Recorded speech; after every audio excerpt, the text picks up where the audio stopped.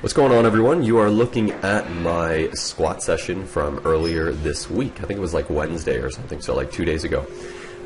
Really the focus today is just getting back into squatting. So I've taken a little bit of a break from squatting to focus on my deadlifts, really, because I find that when you improve on one, you improve on the other. And I was talking to even Omar Isaf about that recently, and he completely agrees.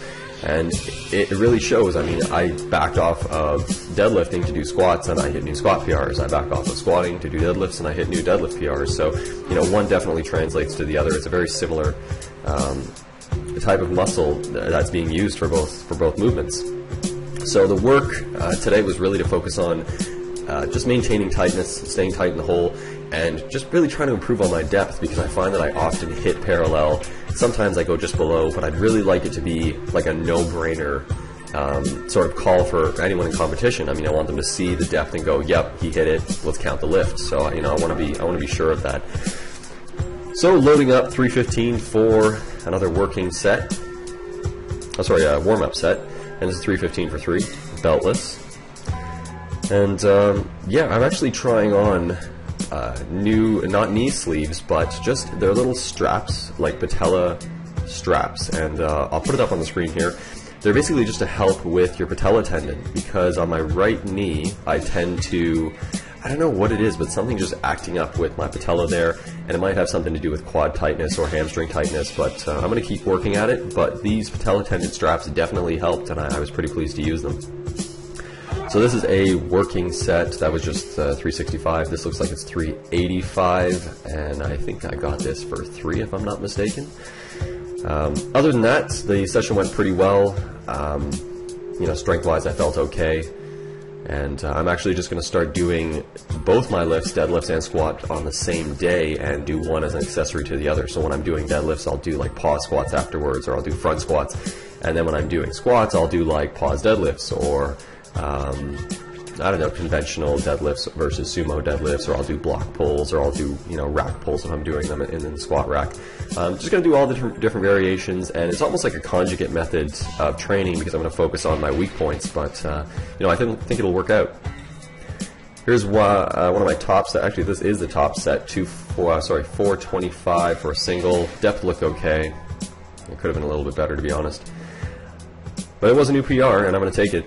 So here we got my accessory work that I was just talking about. So here's some conventional deadlifts with the Olympic lifting shoes. That puts me at about a 1-inch deficit, and right now I'm just going like no straps, no belt, and I'm going to stay with no belt. But you're going to see in a minute I'm going to put on some, they're like gloves, and they're on bodybuilding.com, but they're not really gloves.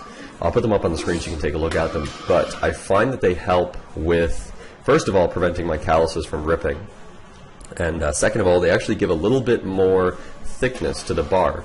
So they almost remind me of like a fat grip, if you've ever seen those, where they make the bar just a little bit thicker, a little bit harder to grip, and it really works on grip strength. So here is just basically, I worked up to 315 doing triples, and once I hit 315, you can see I'm adjusting with those fat grips, or whatever the hell they are.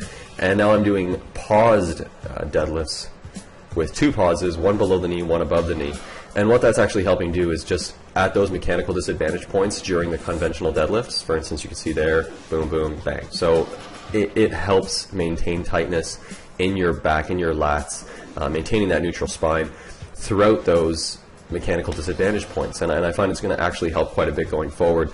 This is based on a video I actually watched recently of Ben Rice doing it with sumo. So I'm going to try it with sumo, but I wanted to give it a shot with conventional, and I wanted to try the Olympic lifting shoes while I did it. And overall, I think it went pretty well. After doing squats for like a good amount of volume of squats, this really did get that extra work in, and I'm extremely pleased with how it went. So I'm definitely going to integrate this method into my training and variations of it, of course. I think this is the last set, so that was pretty much it for the day. You know, thank you all for watching. Like and share this video if you liked it. Share it with your friends. You know, let me know below if you do any deadlift variations, or if you keep it pretty simple, like you don't really mix it up too much, or even squat variations if you do any of that. You know, I'm really interested in that stuff. So thanks for watching, and that wraps things up, as you can see here, and take it easy.